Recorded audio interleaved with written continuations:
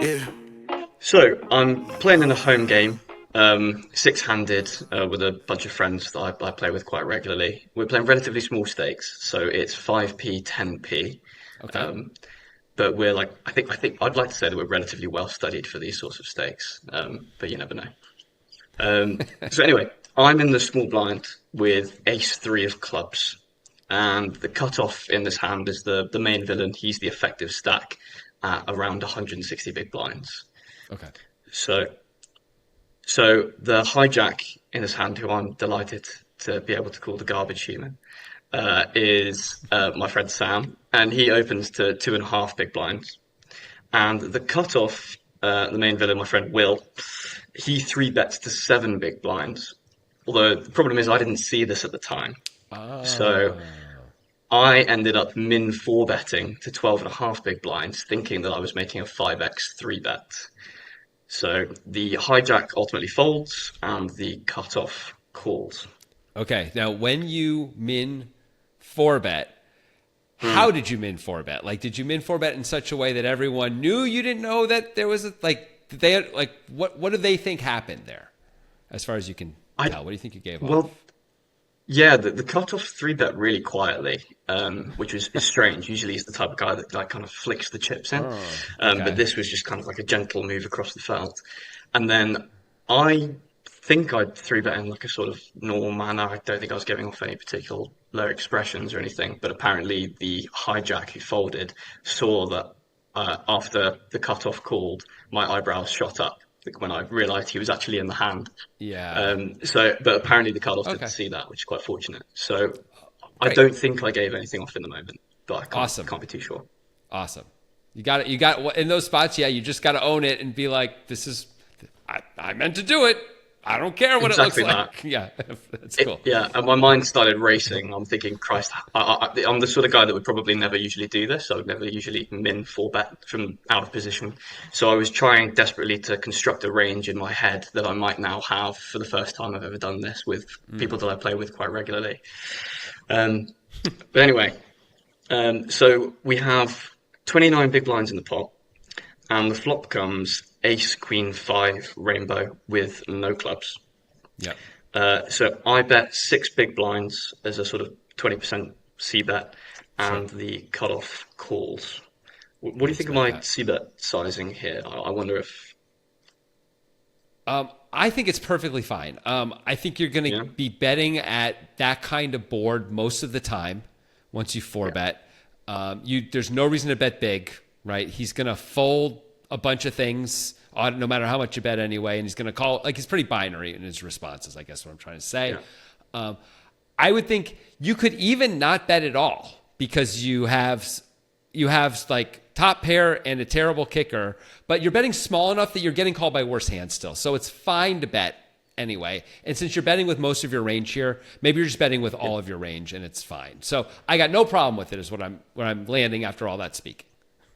Good. Yeah, that's kind of what I was thinking. I was thinking it's probably so, it's tricky in those situations, especially I'm not as studied in like a sort of four bet pot sort of situation. So I was trying to just think maybe a range bet just simplifies this sort of situation. Um, but yeah, well, that's good. I mean, So I you, will say, let me just one more thing. Like, if yeah, you had jacks here, would you just range bet there too? If you had tens, if you had kings, and if you wouldn't bet those hands, then ace three actually is a pretty good hand to have in your check bucket because it's weak enough that we don't necessarily want to bloat the pot, but it's strong enough that we can call multiple streets with. So it's just another way to move there. But I think it's really fine to bet six blinds. fine. So you think, like theoretically speaking, if I'd checked there and then he went on to bet, do you think it would be sort of like a bet fold kind of hand? What sort of I hands would be calling three streets there? I think it's probably bet fold. Okay. It's sorry, And then it's like a call trap. fold. We're certainly calling Yeah. flop. We're certainly calling turn, and then it really comes down to what we think about our opponent after that. Even turn, we can start to think about folding depending on what we think about them. And if we think they're actually quite well balanced, this is a good hand to call down with. If we think they're heavy on the bluff or heavy on the not bluff side, then we should make exploited plays in either direction. I think call a little more, Fair fold a little enough. more on turn and river. Come play with us on Clubs Poker. They have tournaments, they have ring games, and a 100% bonus if you use the code POKERGUYS or use our link in the description. It is a lot of fun on Clubs. I have been playing on Clubs, and I have been genuinely impressed by their software. They have great games all the time, and redemptions go direct to your bank account. There's no crypto involved, none of that BS. It's a US-based company. Come play with us on Clubs. We'll see you there. Okay, so on the turn then, we have 41 big blinds in the pot. The Yeah. turn comes the 9 of clubs, so completing the rainbow. Sweet. More or less a blank. And I check. I'm kind of done with the hand, if I'm perfectly honest with you. Really? A little Why? bit. Well, I feel like if I could maybe call one more street at a reasonable size. But at the same time, I think the read that I have on Will is that he's probably more likely to throw away his garbage hands on the flop to just like any sort of C bet, and then anything that he's now going to be betting on the turn will more likely be value heavy. Okay. So that was sort of my read. I wonder in this if situation. I wonder what would happen if you bet really small again. If you bet 8 blinds or 9 blinds, 10 blinds, quarter pot kind of a thing. So now maybe we can keep some of those other hands in there. King, queen, that was forced to call on the flop, may feel forced to call again. We get value out of those hands rather than him being able to just check back there. And we also get to control the pot. Now, if he's the kind of guy you think is going to jump all over small sizing and attack it, maybe that's not so great, right? Then we might actually get ourselves bluffed out of the pot sometimes. But I think if I don't know, ace might bet really tiny sometimes. Ace king, ace queen might bet really tiny. Queen queen, these hands all might bet really small. I like the idea of trying to get some value as opposed to being in check fold mode where he gets to almost play, if you think he's going to play almost perfectly against you, where he's going to check back the worst hands and bet the better hands. Let's see if we can get him to call with some worse hands still. So Yeah, I no, think that it's an sounds interesting good. thought. I don't think I've ever been in that sort of spot with him, so hard to know whether he would sort of pounce on that smaller sizing or not. Most people but maybe don't. that's something that I'll do in the next games. Yeah, There certainly are players who will pounce, but I would say population at normal stakes anyway, and that's, I'd say 5-5 on down to 5p, 10p. Don't really pounce on the small sizing unless they have a reason to.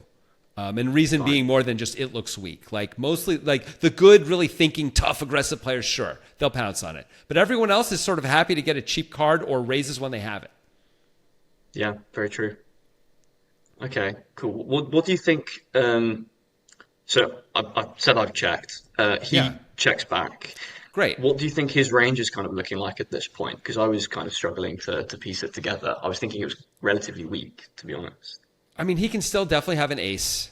He can have a medium ace or worse. I would think if he had the ace kings of the world, he's usually betting that. He doesn't have to bet big, but he should be betting some of that. I think he's got a lot of queens, but I think he probably even has a lot of just pocket pairs. He can have 2 tens here, right? And you bet so small on the flop. He can call once, see if he spikes a 10, see if you give up and just try and get to showdown really cheaply. Yeah. I think he has a lot of things here, a lot of which you're beating when he checks back. Yeah, that was my thoughts exactly. I was limiting him to one pair hands max, kind of Yeah, maybe most of the time. ace He can 10 be slow below playing. sort of things. Yeah. Yeah, true. Mostly not. We don't worry about that. Sure, there's outlier situations where he's got you beat. Who cares? Mostly you're ahead. Some of his check back range is genuine and is still beating you, like ace whatever, ace 9, or if a 9 didn't come, ace 8, whatever non-two pair. Yeah, sorry. Yeah, but a slightly better ace could be checking back for sure. But everything else you're beating, I would think that's genuine. Okay, good, fine. Glad we're on the same page with that one. So the river, with still 41 big blinds in the pot, is a 7. I was don't hoping have for the that suit down 3. this rainbow. I was really hoping. Yeah, for that 3. I know that would be beautiful for sure. So I bet 10 big blinds as a blocker bet. I'm just thinking I can maybe reach a cheap showdown, get value from all those single pair hands that you're talking about. Sometimes I'm called down by a higher ace. It's not the end of the world, but I'm making a lot out of things like king, queen, jack, jacks below. Yeah. That was my thinking. I think it's great. Yeah, I love it. good. lovely. This is exactly what I wanted to hear. No, I think this should accomplish a lot, right? Because as long as we think your friend is mostly going to be telling the truth, if he raises, then we can play this hand almost perfectly. Like if he has a slightly beat and we check, he's probably going to bet it anyway. We're going to call. We're probably paying more than 10 blinds, like you're saying. So it works well as a blocker bet. It also works as well as getting value out of the worst hands. I think it's great. So what happened? What did he do?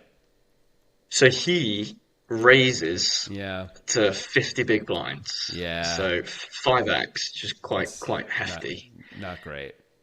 Not great for me. But I was also just trying to like What's the desperately story? figure out what exactly like really struggling to figure out exactly what he has because as you say on the turn we've really kind of limited his range to those sort of single pair hands.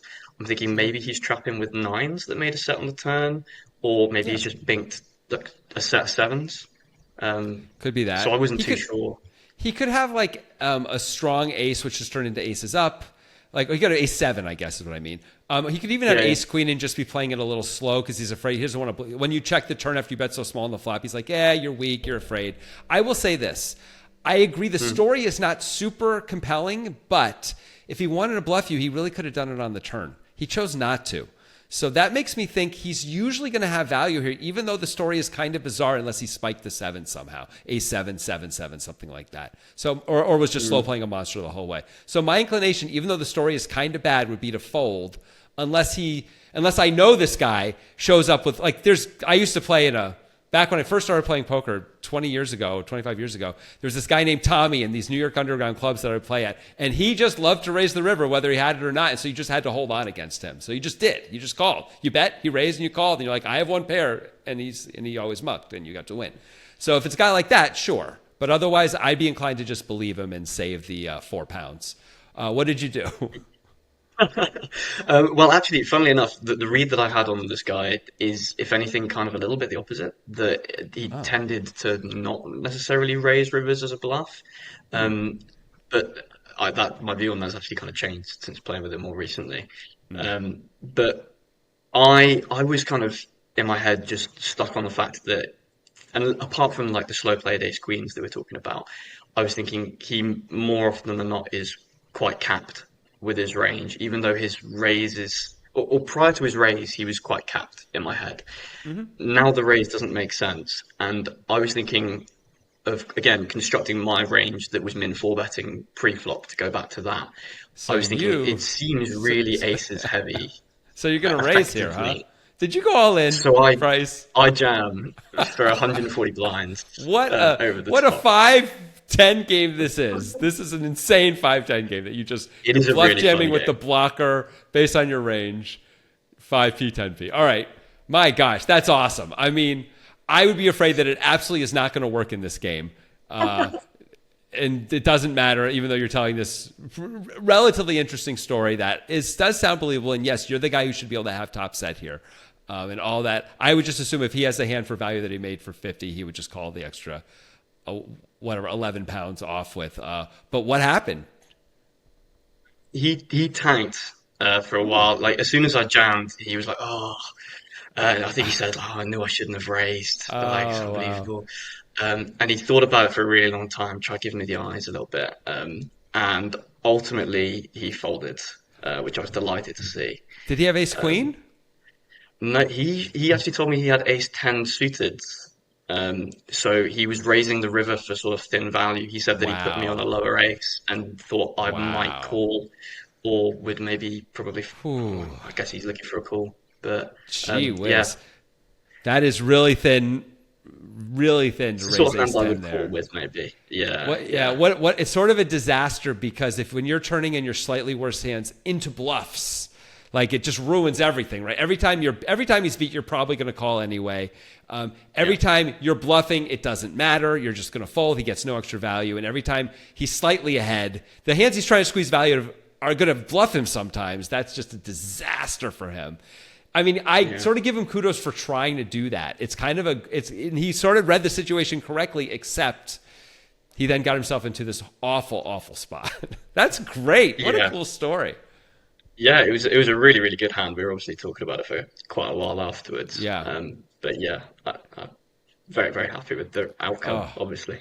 It does. It's so, I know that feeling where like the guy 3-bets you on the river and just your insides just rot. You know, they get so, it just wilts because it's like, no, now it means all these actions mean something different than what I thought they meant all the way along the hand. You know, that's why he min 4-bet. That's why he bet so small. That's why he checked. You know, that's why he bet so small on the river. It all makes sense now because he had top set. Oh no, that's great. That's great. Yeah, we actually had we play with show me cards, so like little transferable things where everyone starts off with one, and if you throw it to the other person, they have to show me your hand instead of mucking. So I was really annoyed I had to show the table this hand. Oh no, and it's they've good. been calling me down a lot more afterwards. Yes, they are. No, now you have to bet for value more. You just got to bet Sure. bigger for value. You know, bet more frequently, a little thinner and bigger. Until they adjust back. That's all. Yeah, But that's ace 10 then, but no, I wouldn't raise ace 10 there. Although I don't know, maybe most people are not going to have that play that you pulled, even at the 5p, 10p level for sure.